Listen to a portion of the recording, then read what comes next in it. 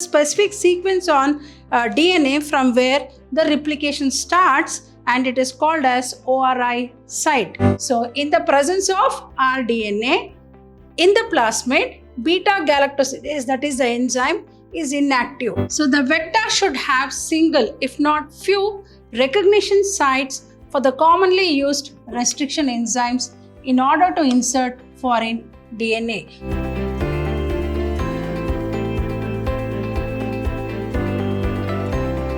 Hello everyone, welcome back to session 4 of this chapter called Biotechnology Principles and Processes.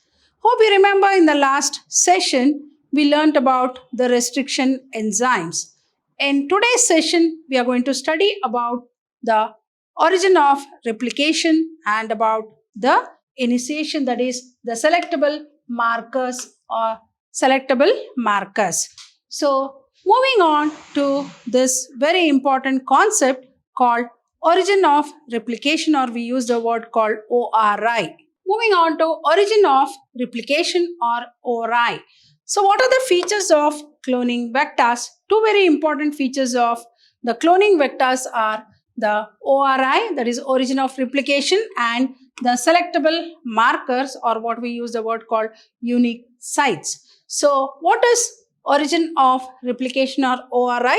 So origin of replication, this is a sequence on DNA. So this is a specific sequence on DNA from where the replication starts, and it is called as ORI site. So the very word itself, origin of replication, the region or the site where the DNA replication starts is called as ORI site. So this is a sequence of nucleotides from where replication starts, and any piece of DNA when linked to this sequence can be made to replicate within the host cell. See the important feature of this origin of replication. So this is a sequence of nucleotides from where replication starts, and any piece of DNA when linked to this sequence can be made to replicate within the host cells. So here you can see this is a specific site where the DNA replication takes place. DNA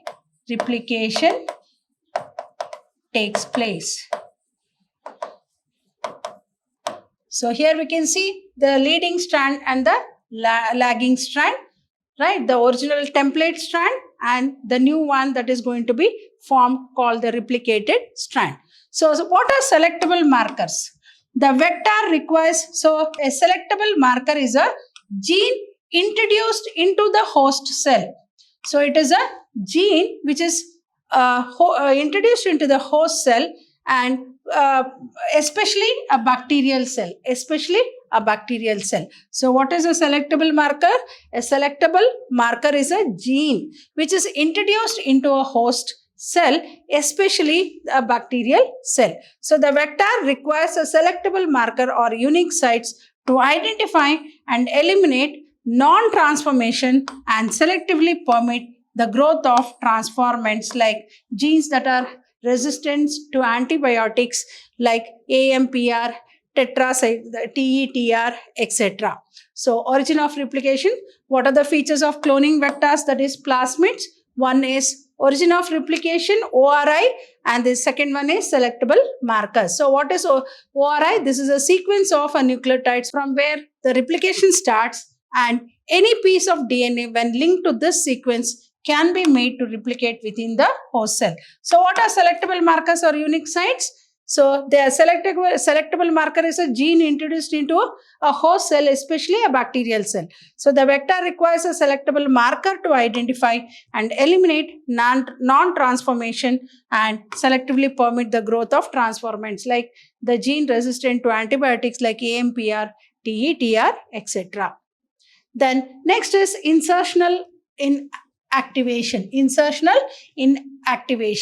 So it is the technique of inactivation of selectable marker gene expression by inserting a desired gene into it. So what is insertion? The very word itself will tell. Inserting. So it is the technique of inactivation of selectable marker gene expression by inserting a desired gene into it. So insertional inactivation is based on the ability of selectable markers to produce color in the presence of chromogenic substrate. So in this method, rDNA is introduced within the coding sequence of an enzyme, that is beta-galactosidase.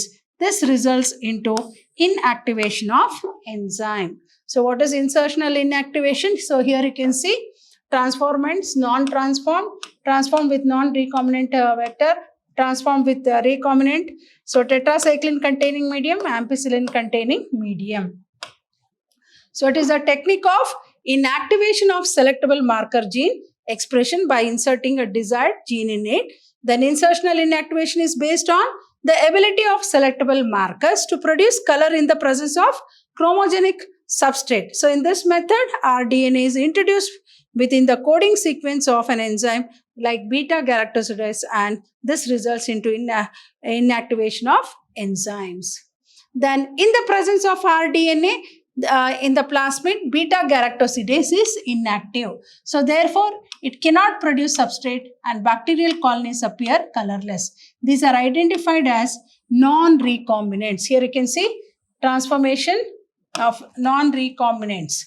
So in the presence of rDNA, in the plasmid, beta-galactosidase, that is the enzyme, is inactive. Therefore, it cannot produce any substrate and bacterial colonies appear colorless. So these are identified as non-recombinants. So in the absence of rDNA in the plasmid, beta-galactosidase is inactive. So therefore it can produce substrate and bacterial colonies appear blue in color. So these are identified as transformed cells. So here you can see the blue color.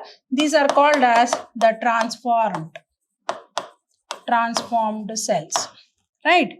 So here you can see the transformed cells. So the insertional inactivation is used in the selection of recombinants from non-recombinants. So what is a very important technique in insertional inactivation?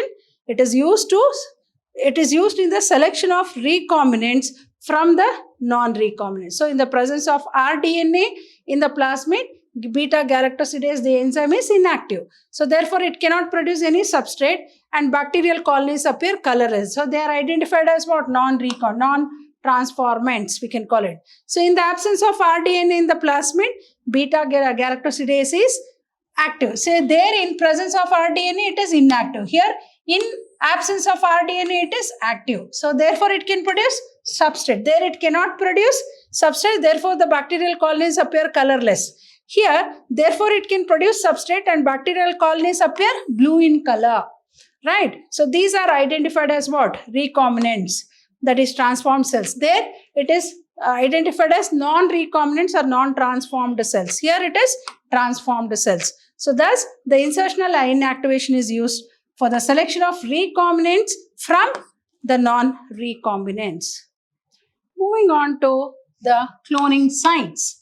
So the vector should have single, if not few, recognition sites for the commonly used restriction enzymes in order to insert foreign DNA. So cloning, what do you mean by cloning site then? Cloning site refer to the recognition site for the restriction enzymes. In order to insert the alien, that is the foreign DNA vector needs to have very few, like preferably single recognition sites, what we call it as palindromic sites. So what are cloning sites? The vector should have single, if not few, recognition sites for the commonly used restriction enzymes in order to insert foreign DNA. For example, BAMH1. Vectors for cloning of the genes in plants and animals. So now let us see what are the vectors that are used for cloning of the genes in plants and animals. So you might have come across Agrobacterium tumefaciens. So, right. So it is the T1 plasmids is T1 means inducing, right? Plasmid is a plasmid present in Agrobacterium tumefaciens. So TI means what? TI means tumor inducing plasmid. Tumor inducing plasmid is called TI. So here you can see in this picture, it is the tumor inducing plasmid. Tumor inducing plasmid. right? So what are the vectors for cloning of the genes in plant and animals? So one is Agrobacterium tumefaciens, where we use the word called T1 plasmid, is the plasmid present in Agrobacterium tumefaciens. So TI stands for what? So tumor-inducing plasmid is the expansion of T1 plasmid present in Agrobacterium tumefaciens. So what are cloning sites? So cloning sites refer to the recognition site for the restriction enzymes. So in order to insert the alien or foreign DNA, so vectors needs to have very few or preferably single, or we can call it as a single recognition site. So the vector should have single if not few recognition sites for the commonly used restriction enzymes in order to insert foreign DNA. So what are the vectors? One is Agrobacterium tumefaciens, which is called TI plasmid, is the plasmid that is present in Agrobacterium tumefaciens.